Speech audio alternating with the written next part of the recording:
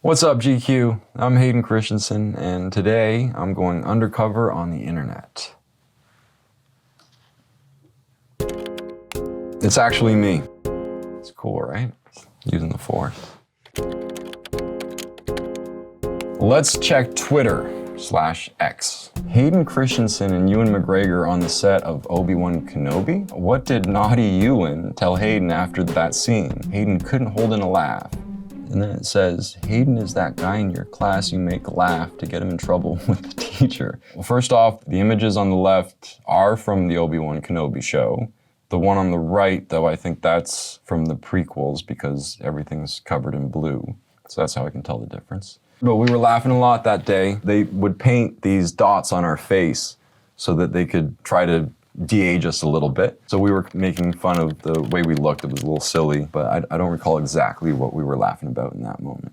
Friendly reminder that the Mustafar duel didn't use stunt doubles and wasn't sped up in any way.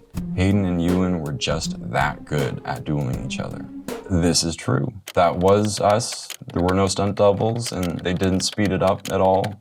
We were just that good. You know, be on a Star Wars set and swing a lightsaber. I used to struggle a lot with not making the sound effects because as a kid, you're just sort of conditioned to do that yourself.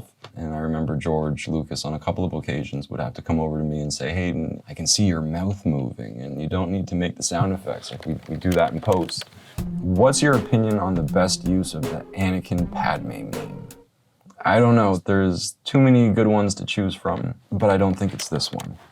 Anakin Skywalker Force Ghost. Why is his Force Ghost so young? Dude died on fire as an old man. Yeah, you know, dark side powers. That's what that's about. Posted. Quora. What is Quora? What did you know about Hayden Christensen, which others don't? Well, I don't really know what you do or don't know about me, but I like to build ponds. It's become a bit of a hobby for me. I have a lot of sort of big construction equipment at my farm in Canada, and it's just sort of like the most obvious thing to do with a big excavator is dig a big hole, and then what do you do with a big hole? You fill it with water. And there's something nice about just sort of trying to create a nice water environment. It attracts life and birds and animals, and when you get it just right, it's very satisfying. Are they making a Jumper sequel with Hayden Christensen? Well, I really liked making Jumper. It was a really fun movie to do. We traveled all over the world to these amazing locations. But since that film was made over 15 years ago now, I would say, don't hold your breath. Which movie of Hayden Christensen is the best? I don't know that I'm really the one to answer that. I kind of think that film is a very personal thing. And for myself, Star Wars Revenge of the Sith is probably one of the better ones. Who is more handsome, Hayden Christensen or Tom Cruise? We'll go Tom Cruise for the win. What if Hayden Christensen was cast as Batman, Bruce Wayne, in The Batman? Batman is a great character, but I think that Robert Pattinson did a really great job. If you had to play that, do you think you could play Bruce Wayne or Batman better? Oh, it's the dichotomy of the character. I don't know. You got to have one and the other. Probably more Bruce Wayne would be the easier character for me to access personally. All right, let's go on to YouTube. Learning that Natalie once had Hayden's Padawan braid. Then I lost it, you know. Eventually lost it. Blows my mind. Like Padme actually had Anakin's Padawan braid.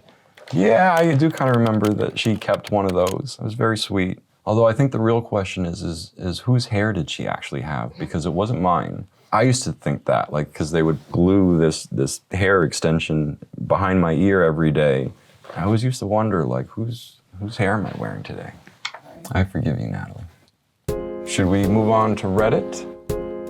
Is it better to watch Star Wars in chronological order or the way id released? My first time watching. I don't know that there is a right or a wrong way to do it. Certainly starting with episode 1 and just enjoying the story in a linear chronological way makes perfect sense. But I think there is also something to maybe starting with episode 4, doing the original trilogy and then going back and doing the prequels because there's a great reveal in the original trilogy that you kind of miss out on if you start with episode 1, but to each their own.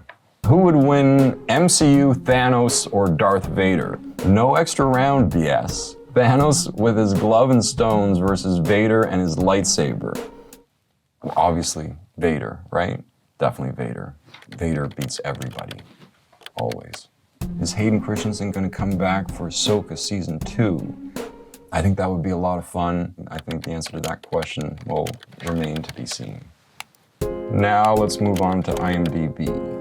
He fractured his hand during the filming of a rather violent scene in Life as a House, in which his character hits a wall. This is true. It wasn't intended to be a rather violent scene. It was just something that I did in one take, and I actually think it was a wooden post that I punched, which makes it even kind of more stupid because I wasn't really expecting my hand to like go through some drywall. It was a movie I did with Kevin Kline where I play his son, and Kevin came up to me afterwards and he said, "Hey, that was, really great, but I think you're gonna make a lot of movies in your lifetime and you only get one body, so take care of it," which I think is sage advice. He, his brother, and their friends kidnap one another on each of their birthdays, drive to a location unknown to the birthday boy, and then spend the day riding dirt bikes. This is true. We did this for a few years. One morning on my birthday, my brother woke me up really early, like before the sun was even up. And that's kind of why it felt like I was being kidnapped,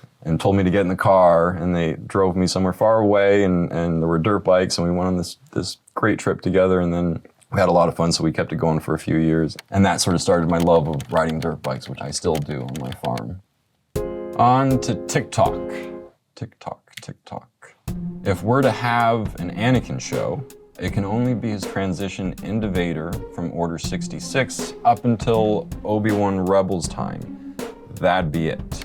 I like your timeline. It's a good timeline. There's good stuff there. Although I think technically that would be a Vader show, not an Anakin show. Why hasn't he aged? Still so handsome. Swoon. Well, Juju, that's very sweet. I don't think it's true, but very nice of you to say.